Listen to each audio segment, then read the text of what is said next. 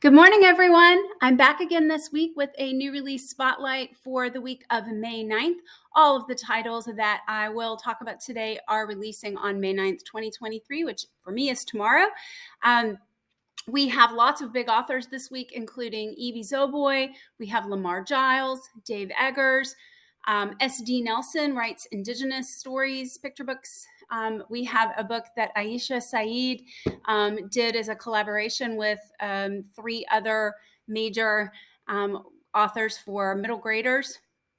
So remember that, just a few reminders, the grade levels that I recommend here are arranged. Those come from Tidal Wave and the professional book recommendations from Booklist and School Library Journal, Publishers Weekly, etc.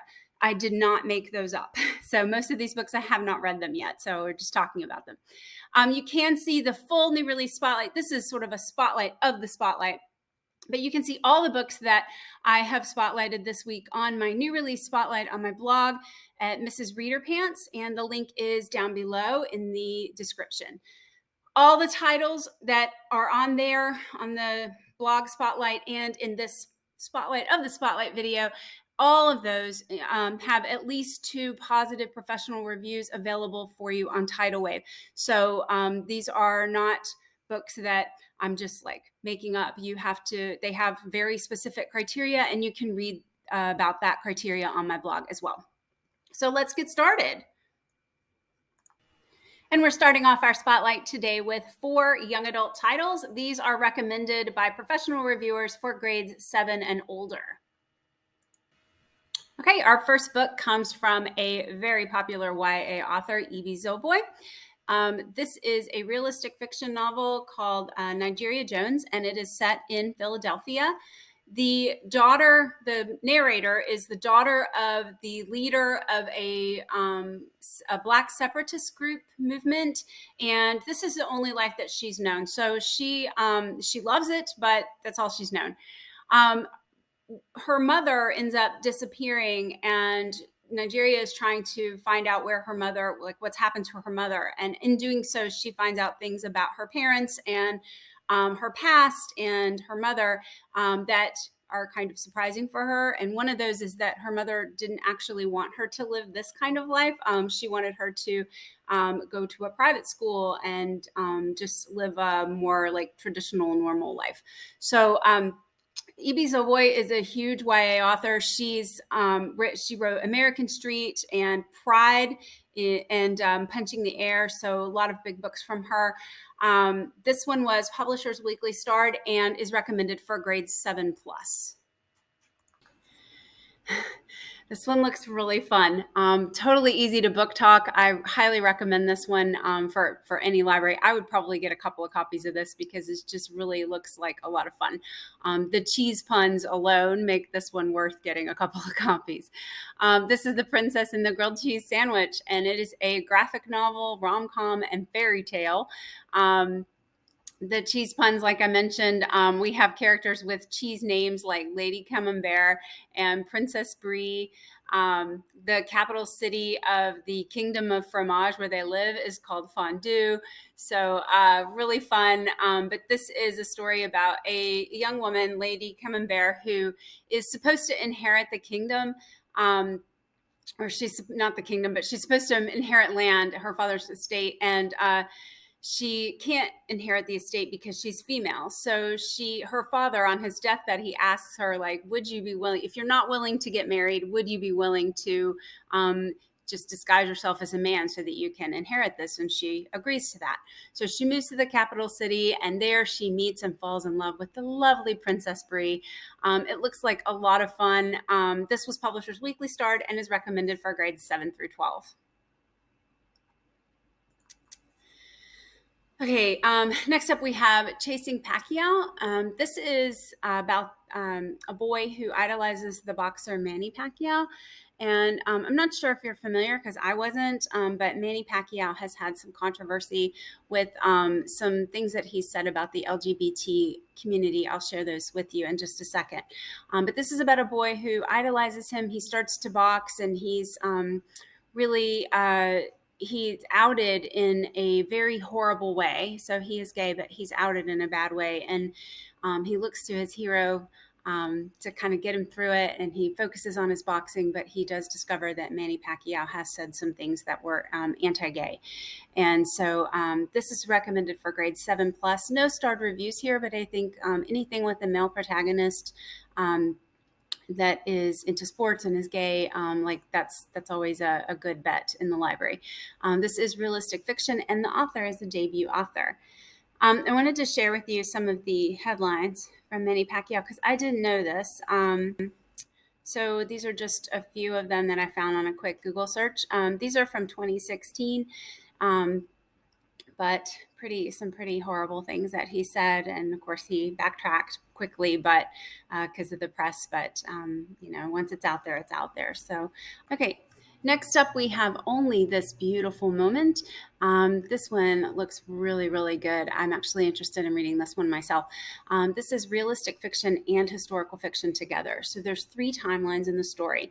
You have 3 generations of men from the same family. One is in the U.S., or is not in the U.S. Yeah, in the U.S., 1939. One is 1978 in Tehran, Iran, during the Iranian Revolution, and one is in 2019, back in LA again. This is the 3 generations of this family are all the 3 men. It's a grandfather, father, and son. And all 3 of them are gay, and all 3 dealing with it in a very different way, according to the society that they're living in at the time. This is by the author of Like a Love Story, which was a 2019 Stonewall Honor winner, as well as the Chandler Legacies from last year. So it is booklist and Kirkus starred and recommended for grades 9 through 12.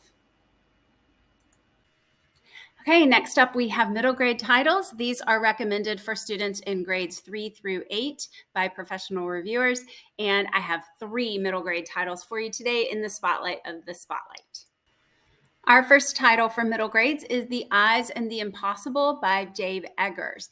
This is animal fantasy. You can put it in your animal stories section if you have one for a genre. It's an adventure story. This is great for kids who really like books like Call of the Wild. The dog narrates the story, and the vast majority of the characters are animals here. They're like regular animals, but they can talk to each other. So the dog narrates the story. He lives in a large park by the sea, and he is the eyes of the park. So his job is to see any nefarious goings on that might be happening in the park, and then report that to the 3 bison who are sort of oversee the park, the wise bison. This got 3 starred reviews, and it's recommended for grades 3 through 7. Okay, our next title is Indigenous Ingenuity. This is the first of 2 titles that we have on this week's Spotlight of the Spotlight that feature Native North American characters. So this one's actually not characters. It's narrative nonfiction, and it is biographies of the various people who made large contributions to medicine and science, engineering, technology, just a lot of different subjects. This is great for STEM collections, and it's also great specifically for if you are spotlighting Indigenous Americans for National Native American Heritage Month, which is in November. This was booklist starred and is recommended for grades 4 through 11, so quite a wide range there. Lots of applications for this particular title. Okay, our last title for middle grades this week is Grounded. This is a realistic fiction novel in verse, and it is a collaboration from 4 Muslim authors for teens. You've probably heard all 4 of these names. This book reminds me, we have children, Muslim kids between the ages of 11 and 13 who are stuck in the airport overnight due to bad weather. This reminds me a bit of You Are Here by Ellen O, which came out, I don't know, maybe a month ago. That was a similar concept with Asian American kids stuck in the airport as well. So this is recommended for grades 3 through 8. And now we get to our picture books. These are picture books that really could be used for a lot of different grade levels, but generally are recommended for grades pre-K through 5. And I've only got 2 this week for you. The first one, this is my favorite of the 2, I think. The first one is Simon and the Better Bone.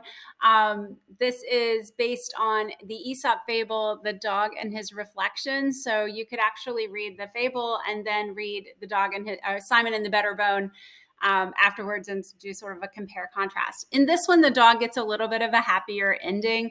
I love the idea of this one. This is Corey Tabor and who also wrote Mel Fell. And it's a similar concept where the book opens up vertically. And it's cool in this book because the vertical opening of the book has the actual dog on the top half of the book and then the reflection on the bottom half. And so that's kind of something different. This is Kirkus and Booklist starred and recommended for grades K through 4. And our last picture book this week for the Spotlight of the Spotlight is Grandma's Teepee. This is the second of 2 Indigenous Americans books on this Spotlight. So this is the author, S.D. Nelson has written several picture books for kids about Indigenous culture and particularly the Sioux Nation, Lakota Sioux Nation. This one is about a family that the little girl lives on a reservation, but she's going out to her grandmother's and she's going to learn how to pitch a teepee. So it's something really good for all kids to read about and understand how that process works.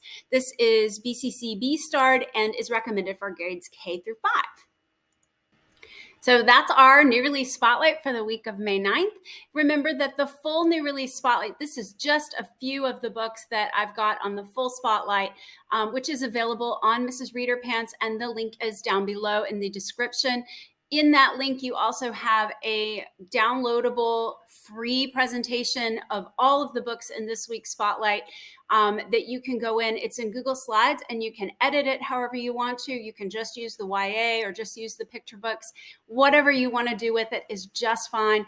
But it's a great way to show students what's coming out that's new and gauge their interest.